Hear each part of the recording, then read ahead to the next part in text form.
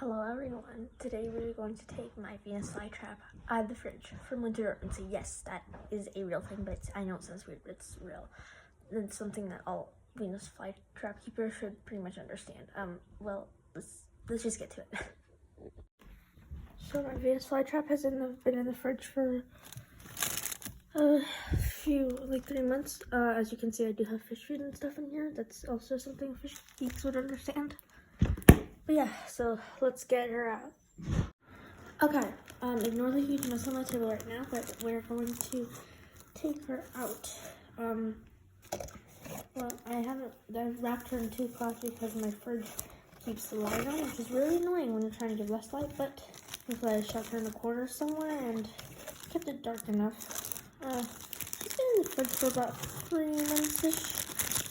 As you can see, she's looking a little messed up. So she doesn't look too bad, so that's a relief. Oh goodness. She has a few black traps in the lid and she's slowed down in growth, but she seems to be doing okay. I'm just really hoping she didn't rot during that time, because that'd be bad.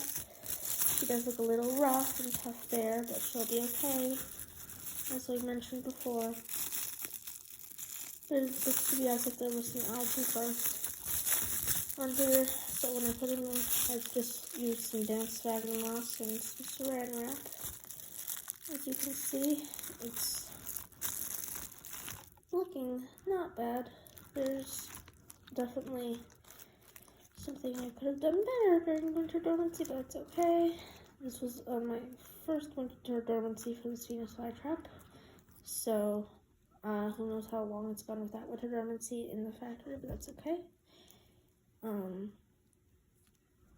just gonna remove any dead, dying, and black traps because that's not good. Yeah, I'm checking it around to see how well it's doing. There's definitely a lot of black stems here, but that's okay. She's still recovering from winter dormancy, as all plants do. She doesn't look too bad though. I'm gonna be so honest with now. So I'm removing these black traps. I'm just gonna finish removing the rest of them. Okay, I've removed most of the dying dead traps, but do not worry that if your plant looks like this is completely normal for your Venus Flytrap to look like that. The reason why we do winter dormancy is so that the plant can store up its energy and grow in the spring when it's sick. And she looks a little rough here, but that's okay. I definitely need to get her back into her pot, which means putting some more perlite and some more sphagnum moss, which is hard since it's kind of cold right now, and I really don't like the weather, but it's okay. Yeah, I'm just gonna get her back into her soil right now because she's not very happy, as you can clearly see. Okay, so I have my sphagnum moss and perlite mix. I just mixed it in. It's really dry, but I'm going to eventually put this in here. But first, I have to make sure this is thoroughly rinsed so I can get the dust out. But you do not want to use tap water. Just make sure you use reverse osmosis or distilled water when you're doing this. Okay, so I've wetted the mix, so I'm going to put my Venus Flytrap back in now so that it can return back to its old cycle. It's probably going to need to get acclimated to the warmer weather again and the more light and stuff, but I'm hopeful that he'll do better. But yeah, Venus Flytraps actually do have black roots, so if you see black roots, that's not root rots. Don't worry. But yeah, I'm just like putting it back in now, so that the Venus Flytrap can do this again. You want to make sure that your Venus Flytrap doesn't dry out because Venus Flytraps live in bogs naturally, so you want to make sure that they have water for a lot, and you want to make sure that it's doing well in its environment. You know, when you're acclimating it back, just Make sure you're not shocking it too much. If there's leaves continue to die, if that's okay, just wait a little longer to bounce back. You'll be okay. Okay, so you want to make sure it's nice and moist, so I'm just gonna put some water in it and make sure that the bottom tray is filled. I'm just gonna water it in, making sure it's damp, nice and moist and wet. And then fill some at the bottom. And reminder, I'm also still doing this in with distilled water. You want to make sure that there's no minerals or chemicals that could burn the plant.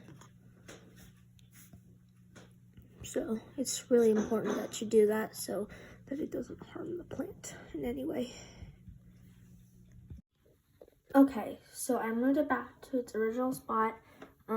Yes, I do keep it in this classic thing because it does keep the humidity in very nicely. There's a few holes on top so that the air does circulate. I refill the tray with water whenever it empties out or it's too dry. So I'm just gonna turn the light back on and make sure that it acclimates nicely. As you can see, it has lost more leaves than it used to have, and it looks a little droopy and sad, but this is what all Venus Flytraps look like when they're acclimating back, so hopefully she'll recover back really quickly. Hello everyone, it's been almost 2 months since I last filmed for this Venus Flytrap because all the leaves had fallen off and died, and there was only a little black stump left, but I turned off the light and I thought this Venus Flytrap was dead, but it turns out it still had growth for me because I went to check up on it. I was ready to throw it out, so I turned back the light back on, and I realized there was new growth coming out. There's tiny little green shoots coming out here. Those are the Venus Flytrap plant. You can see where the old stump was. And so I was really surprised, but the roots and the rhizome were still pretty healthy, so that pretty much tells me that this plant is still alive and living.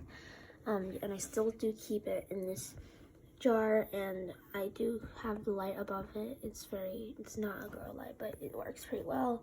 And I still water it with the distilled water. I'm very surprised it survived this long, especially because I didn't water it for like a long time because I thought it was dead, but apparently it decided to live. So if your Venus Flytrap is dead for like almost 2 months and you don't see any new growth, be patient. It may just take a long time before it can grow back sometimes. I probably will post more updates about my Venus Flytrap and in its growth stage and kind of just growing back to, what it used to be. But for now, that will be the end of this video. So if you enjoyed watching this, make sure to subscribe and follow along for more updates on our Venus Flytrap. So bye.